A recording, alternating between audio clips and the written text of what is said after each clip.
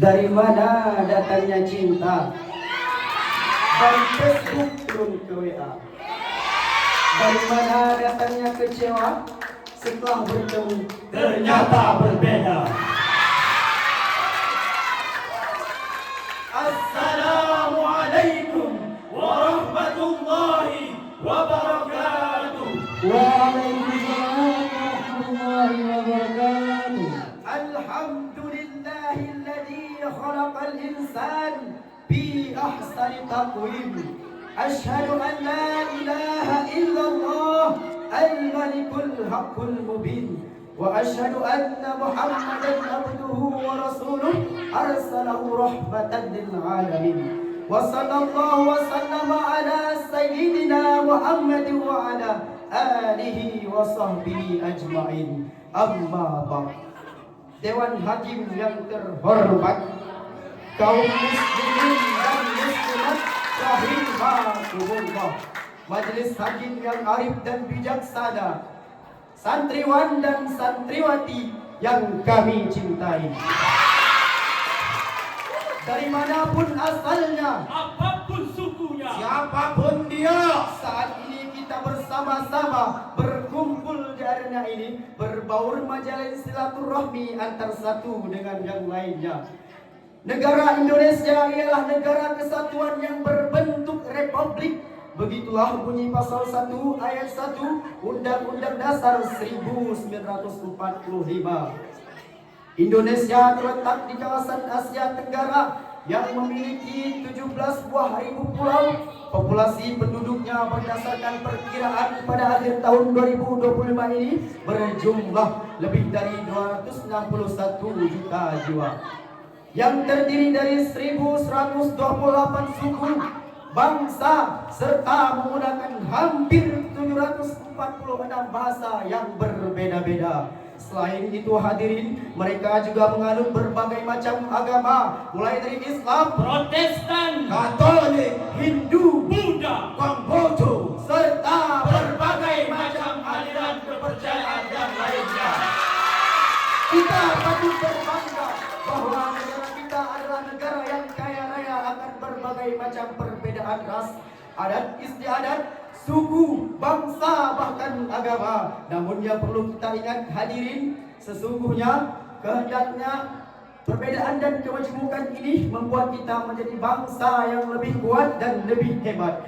Ingat, orang hebat bukanlah orang yang hidup tanpa masalah, tetapi orang yang hebat ialah orang yang sanggup menyelesaikan permasalahan yang ada pada hidupnya. Lantas hadirin, bagaimana pandangan Islam dalam menyikapi kehidupan yang beragam ini? Sebagai jawabannya,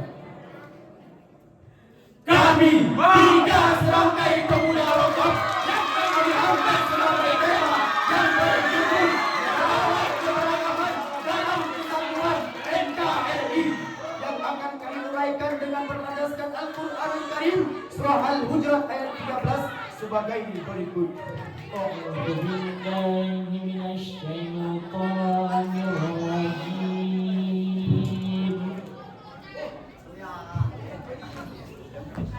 Bismillahirrahmanirrahim. Ya ayyuhan nasu inna khalaqnakum min dzakarin wa untha inna khalaqnakum min dzakarin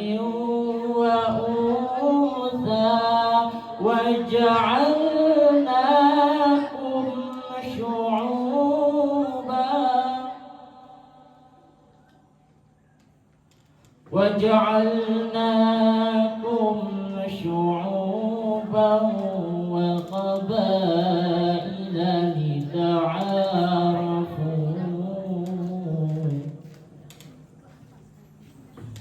Inna akramakum indallahi atqakum innallaha alimun khabir.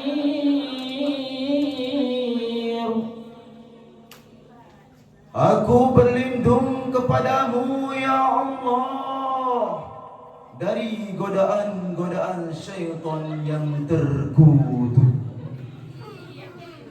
Wahai manusia, sungguh kami telah menciptakan kamu dari seorang laki-laki dan seorang perempuan, dan kemudian kami jadikan kamu berbangsa-bangsa dan bersuku-suku agar kamu saling mengenal. Sungguh yang paling mulia di antara kamu di sisi Allah ialah orang yang paling bertakwa. Sungguh Allah Maha Mengetahui, Maha Teliti. Majlis hakim yang arif dan bijaksana, hadirin wal hadirat rahimakumullah. Ayat ini dari segi ilmu balaghah merupakan kalam khabar yang mengandung misi informasi, sedangkan secara historis sosiologis menurut Ibnu Abu Asyakir dalam Kitabul Muhammad yang bersumber dari Abu Bakar bin Abi Daud, ayat ini merupakan teguran kepada Bani Baidah yang menolak untuk dinikahkan oleh Rasulullah sallallahu alaihi wasallam dengan salah seorang budak mereka yang bernama Abi Hindin. Pada saat itulah Allah Subhanahu wa taala mengutus malaikat Jibril alaihissalam untuk turun ke bumi dan membawa wahyu surat Al-Hujurat ayat 13 tadi. Di dalam ayat tersebut dinyatakan bahwa Allah Subhanahu wa taala telah menciptakan manusia dari jenis laki-laki dan perempuan, bercorak suku dan berlainan bangsa, tetapi semuanya memiliki harkat, derajat, kedudukan dan martabat yang sama di hadapan Allah Subhanahu wa taala. Sebagai fungsinya ialah lita'arrafu ay yahtasila bainakum ta'arrafu wa ta'allaf, agar kamu saling mengenal, menjalin komunikasi yang harmonis dan menyamakan cinta kasih yang tiada pilih kasih, serta menyamakan rasa sayang yang tiada pandang sayang. Dengan kata lain, ayat ini merupakan landasan teologis yang sangat strategis untuk membangun ukhuwah wataniyah sebagai pilar persatuan dan kesatuan di negara yang kita cintai ini. Langkah awalnya ialah kita harus saling mengenal, saling menghargai, saling menghormati, bukan saling menutup diri, menghina apalagi melecehkan. Wahai pemuda harapan bangsa dan budi untuk melatih, Ambil sampanmu, raungi lautan, patah pedayungmu, gayahkan tanganmu. pecah sampanmu, bajumu gunakan, robek layarmu, bajumu gunakan, Demi mencapai pulau idaman. Gagal itu biasa, tetapi kegagalan yang sesungguhnya ialah ketika kita menyerah dan berhenti untuk mencoba, sebagaimana yang telah difirmankan oleh Allah di dalam Al-Quran Al-Karim surah Al-Imran ayat 103 yang akan dibacakan oleh qari kami dan diterjemahkan oleh sari tirawah kami. واعتصموا بحبل الله جميعا ولا تفرقوا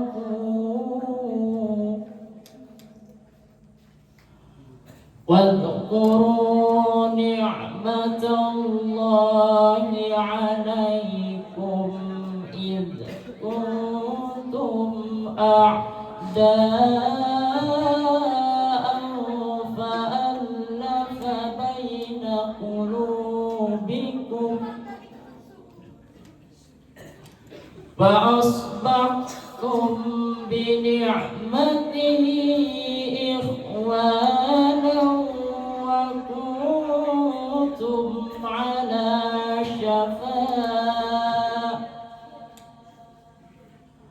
وإن كنتم على شفا حفرة من النار فأنقذكم منها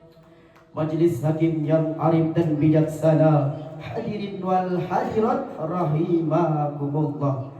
Uraian demi uraian yang telah kami sampaikan, dapatlah kita simpulkan bahwa persatuan dan kesatuan merupakan satu syarat yang mutlak untuk membangun bangsa. Oleh karenanya, dalam memandang pentingnya merajut kebersamaan dan merangkai kembali persatuan di republik yang kehidupannya multikultural ini, langkah awalnya ialah dengan memantapkan ukhuwah wataniyah, ukhuwah Islamiyah, ukhuwah basyariah. Apabila ketiga upaya ini telah dilaksanakan, kami yakin persatuan bangsa kita terbina, kehidupan NKRI akan lestari, dan Indonesia akan jaya selama-lamanya. Takbir, Allahu Akbar. Demikianlah syarahan Quran yang dapat kami sampaikan. Terlebih dan terkurang kami mohon dimaafkan. Semoga bermanfaat bagi kita semua, terlebih bagi kami yang menyampaikan. Sebelum kami menutup syarahan ini, kami akan menyampaikan sebaik pantun. Tapak sireh bunga merampai, menjadi pedayung mulai. hancur bangsa karena bercerai, berjaya bangsa karena bersatu. Demikianlah syarahan kami. Terima kasih. Sampai jumpa lagi. Wassalamualaikum.